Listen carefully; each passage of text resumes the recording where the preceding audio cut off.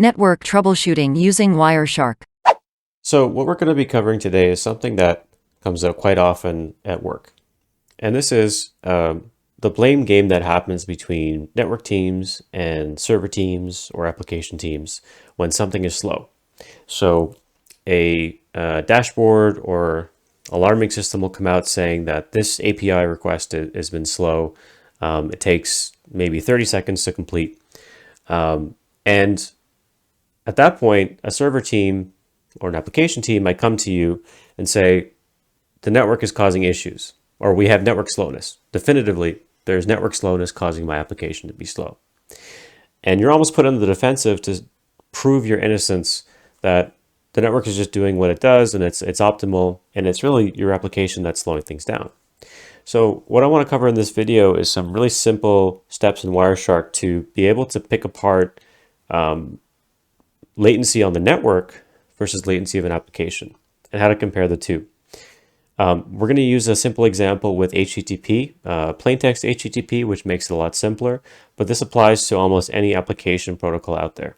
So what do we mean when we say the network is slow? We take it for granted when talking about network and network connections.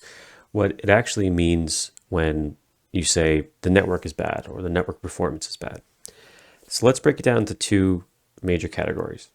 The first would be network latency, the time it takes to get packets from point A to point B, and then from point B back to point A. So latency is generally a function of the actual underlying physical network that connects the two. If it's within a LAN environment where you control the entire network, generally speaking, the latency will be fairly stable. Whereas if you're routing over something like the public internet, your latency might fluctuate quite a bit. There's also cases where devices that are intermediate to the connection, say misbehaving switch or router, a load balancer, etc., can be inducing additional latency on some packets. That can have an effect on a connection, that's for sure. The second part is what happens when some of those messages between the client and the server are lost, which is packet loss. This is also a common occurrence and is generally pretty easy to spot in Wireshark. So we're going to go into both. The first one we're going to dive into is the latency and actually how to pick apart application latency versus network latency.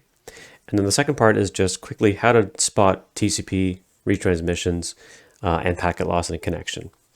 And if neither of those are an issue, you can be fairly safe in saying that any performance issue you're having is likely due to the application that's riding on the network. Now, some of you may be asking, what about capacity? What if I max out all of the 100 megabit per second of my server's interface? Was that going to cause impact as well? And the answer is yes, it will. But that falls into the second category that we just discussed, which is retransmissions and packet loss. What will happen in TCP is that TCP naturally will try to fill up as much of the pipe as it can. And when it actually gets to the point where it's maxing out the total throughput of a given link, you'll actually start seeing some packet loss and you'll see retransmissions.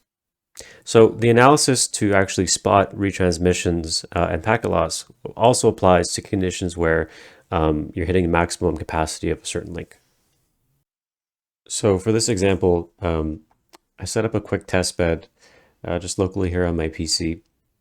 And what we have is a simple HTTP server running in a Linux VM. This is Kali Linux. And running a HTTP server on port 9000. And at the same time, on my Windows machine, I actually have a Python script which connects to that virtual machine on port 9000 and pulls down a simple file. Now, this is just a garbage file that I put onto the web server folder, and it just contains random data. So the script will actually connect to that server. It pulls the file, it prints the status code, and then it sleeps for a period of time. In this case, for the first example, I've just set the number of iterations of the loop to 1, so we can actually just see what it looks like. And then in Wireshark, for VirtualBox, in order to capture this traffic, I've got the VirtualBox host only network adapter selected. So let's do that, and then for the capture filter, just to keep things clean, I'm going to put port 9000 and hit start. So let's kick off the script. And we can see we printed the status code of 200. And to get started, let's just look at one HTTP request in Wireshark. So HTTP is a TCP protocol. It runs on TCP. We have synsinac followed by a get. So this is the first HTTP message, get file.txt. That message is acknowledged. And then we have HTTP 200 OK, meaning the web server acknowledges the request and is going to serve the data. And then the remainder of the stream is dedicated to actually transferring that file. That file is something like 10,000 bytes. And you can see here it's transferred in chunks. And then at the end of the stream, you've got a finac, and then the actual conversation is closed. So it's pretty simple. Now, there's a few things that we can dig into to actually pick apart the speed of the network and the transfer. I shouldn't say speed, I should say the transfer efficiency of the network versus that of the application. The first thing is to try to figure out what the round trip time between the server and the client is. So to do that, you can actually look at some of the messages in the TCP stream other than application messages. So I mentioned this before. We consider this, for example, a naked acknowledgement. The acknowledgement in the three-way handshake, the final acknowledgement here, ACK, we call it naked because it really doesn't have any application data in it. It's really just a TCP control packet. So this doesn't actually interact with the application layer. This is really just layer 4 in TCP. So we can use these messages to kind of get a sense of what the round trip time is between the client and the server, and also how the actual network itself is performing versus the application. So if you want to take a look at the synsinac, and we're going to look at the timings here. Now, these timings are in seconds. If you want, you can always change the time display format to make it easier for you to read, but you can follow along here with this example, and then if you do this on your own, you can actually play with the settings. So what you can see here is that the .1 machine, which is the client, that's my Windows machine, sends a SYN packet over to the server at time reference 0. It takes 0.3 milliseconds for that synac to get back to me, right? So that's from the server back to the client to my Windows machine. And remember, again, my frame of reference where I'm capturing from is the client side. So I can roughly estimate that my round trip time between the client and the server is about 0.3 milliseconds. So that's important. Keep that number in your mind. So my reference time, the actual time it takes to get a packet from A to B and back, is 0.3 milliseconds. I can see that also reflected here in the GET requests. So the GET request goes out. This is just a basic HTTP request. I send that to the server, and now the server sends an acknowledgement back, again, in about, if I'm doing a quick math in my head, in about 0.3 milliseconds. If you want to actually get Wireshark to tell you what that is, you can actually go down to the TCP dissector, open that up, and then down here in the sequence acknowledgement analysis, it'll tell you what the round trip time is to act that segment. So in this case, again, it was about 0.4 milliseconds. So in the first case, it was 0.3 milliseconds. Here is 0.4 milliseconds. And as the stream goes on, you can see that hopefully, if the connection is stable, that round trip time will stay stable. Wireshark also has the ability to graph round trip time. I'm not going to get into that right here, but you can also Google that, look it up on YouTube. So we know what the approximate time is to get a packet from A to B. It's about 0.3 to 0.4 milliseconds. From there, we can then start looking at how long does it take when I actually send that request to the server for the server to return me data. Because remember, this acknowledgement is just saying, in TCP speak, I got your request. So because it's a naked acknowledgement, it's not actually speaking HTTP. It's not saying, here is the file.txt file. It's just saying at the TCP layer, the server is telling the client, I got this packet here. So what we need to know is how long it actually takes for the server to return the file.txt request to the client. So if I actually look at the next packet down, it's a 200 OK. Now in HTTP, 200 OK indicates that the request is all right, and I'm going to start returning the data that you requested. And if you, in Wireshark again, under the HTTP dissector, will tell you how long it actually took for the web server to return the, to acknowledge the request for that file and to start the data transfer. So in here, for example, it says time since the request is 0.0146 seconds. So that's 14.6 milliseconds. So let's look at those two numbers and keep them in your mind. It takes 0.4 milliseconds to get a packet from A to B and back. But in this case, it took 14 milliseconds from the time that that web server got there, or time that we sent the request to the web server, to the time that it actually got us back with the 200 OK. So this is a very small case, and it's a microcosm of larger issues that can exist, but that's a very important distinction. How long it takes to get the packets from A to B and back versus how long it takes for that web server to actually acknowledge the request and start sending application layer data back. In this case, no one's going to complain about these speeds because these are all sub-second, sub-millisecond speeds. But you can see the difference. The network is able to get this acknowledgement packet back to this server, but it then takes an additional 14 milliseconds, 14.3 milliseconds to return this 200 OK message to the client and then actually start transferring the data. So the next thing I want to do is show you what this looks like at scale. So there's very few instances where someone will complain about one request going to a web server being slow. The typical example we get at work is API engineers. So either those who consume API resources or those who build APIs. And with APIs, it's generally HTTP protocol, and you're talking about tens, hundreds, thousands of transactions per second against these servers. So when performance issues happen, it's not good enough to just look at one request. You kind of have to look at it with a macro view. So to do that, what we're going to do is actually, in this simple Python script, I'm going to turn this up to, we're going to do about 40 requests.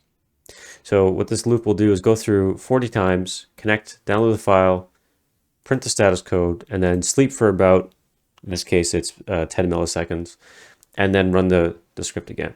So it's really just going to generate a lot of requests at once. So I'm going to save that, and then let's run it. And in the background in Wireshark, I've got the same same capture filter on port 9000. So let's run that. And you can see here all the 200 OKs, and you've got tons of data in Wireshark for all the requests. So we're just going to start with one. So let's go to the start, right click, follow TCP stream. You can see here my text file is just a bunch of X's. And we're going to do two things. We're going to look at the acknowledgement here. This is the one that we looked at previously to actually find, Start again.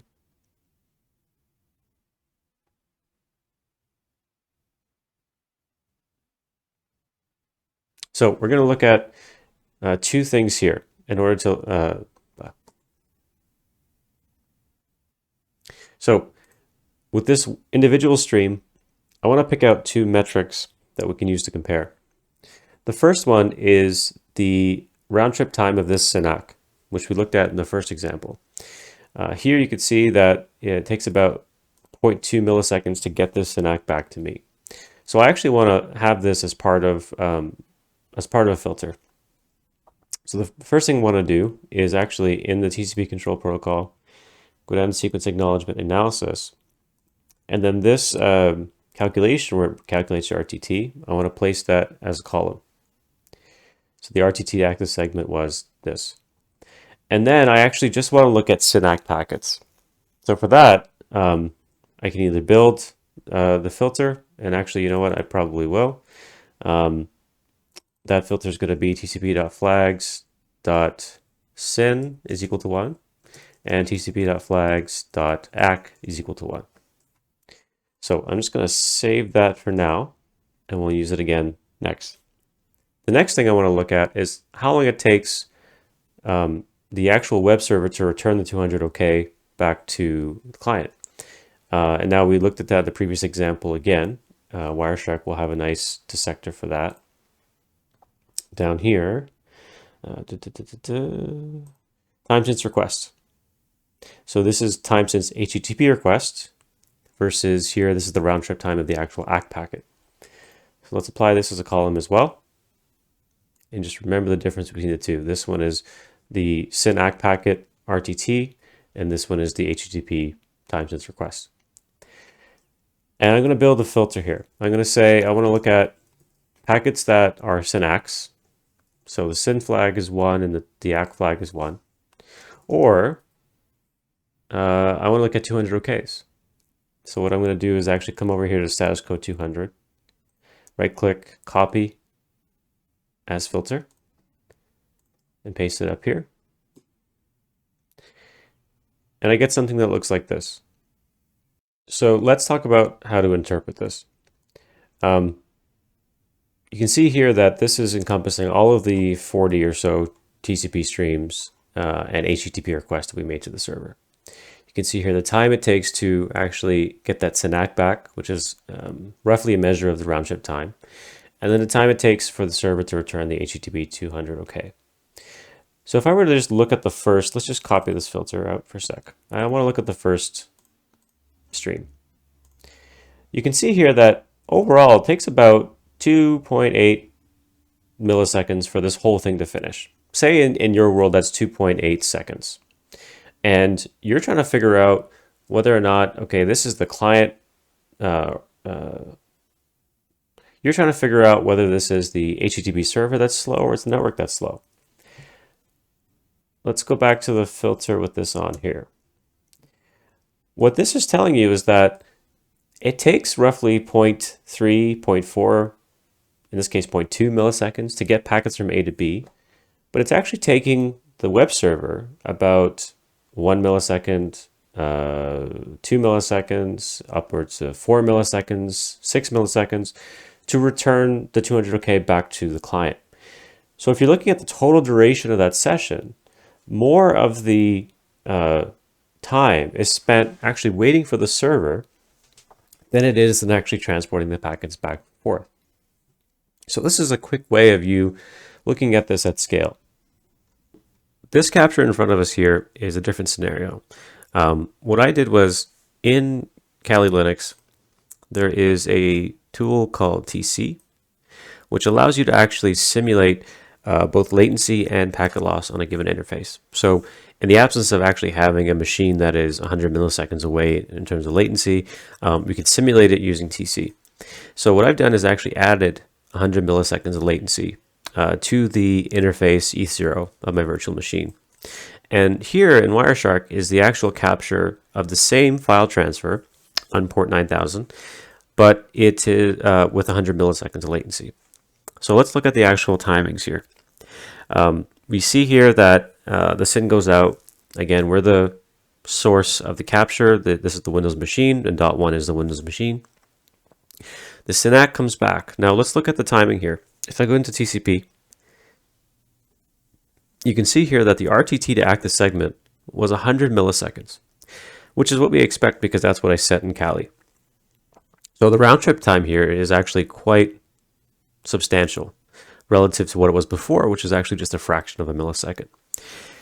Now let's look at the timing of the application layer messages. So the GET goes out, it's acknowledged again in about 100 milliseconds. So the server got it, I acknowledged it. And then the 200 OK from the server comes in at about 116 milliseconds from the time that the get got to the server. Actually,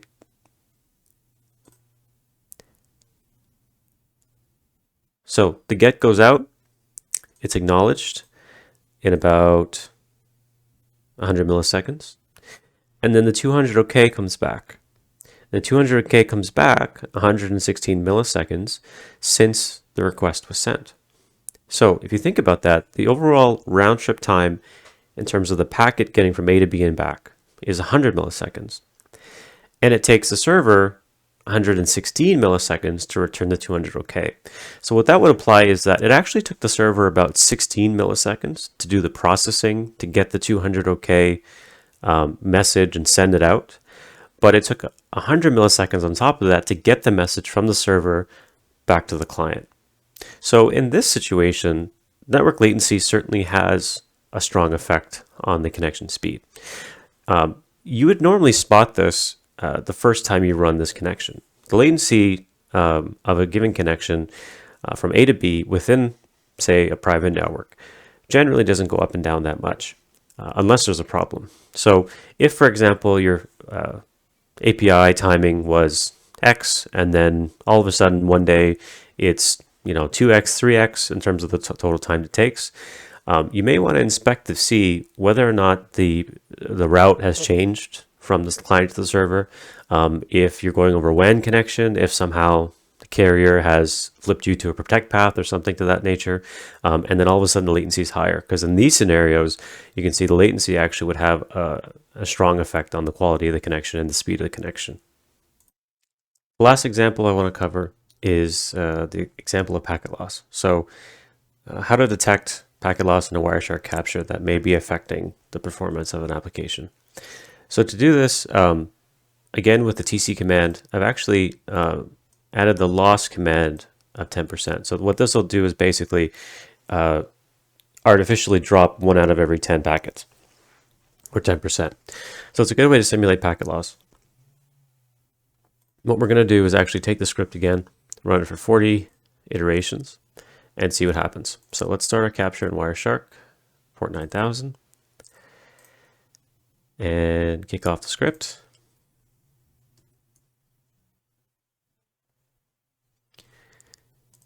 And just take a look at what it looks like. So right away you can actually see Wireshark has flagged some of these packets in black, and you can see it actually has described it as a retransmission. For the purpose of this video, I'm not going to go into sequence acknowledgement analysis and how to read through and interpret TCP retransmissions. But for the sake of performance analysis, what you just need to be able to determine is, are there retransmissions within this capture? So Wireshark has an easy way of doing that. You can apply the filter tcp.analysis.retransmission, and it'll show you all the packets that have been retransmitted within the capture. So in this scenario, I would say packet loss on the network can actually be a contributing factor to the slowness of the application. Anytime there is packet loss, it requires additional time to catch up with that stream. So that lost packet has to actually be retransmitted eventually from client to server, server to client, and there's a lag time to actually get to that point where it's retransmitted. So that will certainly have an impact on performance. However, if you do take the capture and you apply that filter and you see no evidence of retransmissions whatsoever, then you can be fairly certain that there was no packet loss in the capture. So that's it for today. The topic of TCP performance analysis is extremely lengthy. There's a lot of detail that we can go into, and hopefully in future videos we can pick apart some of these topics in detail, including things like sequence acknowledgement analysis, and dealing with packet loss and tracing through lost packets in Wireshark. For now, if you like this video and saw some value in it, please like the video and subscribe to the channel. And if you have any suggestions for topics, or even have a PCAP that you want analyzed and run through as an example, feel free to post in the comments, and I'll get back to you. Thanks everyone, take care.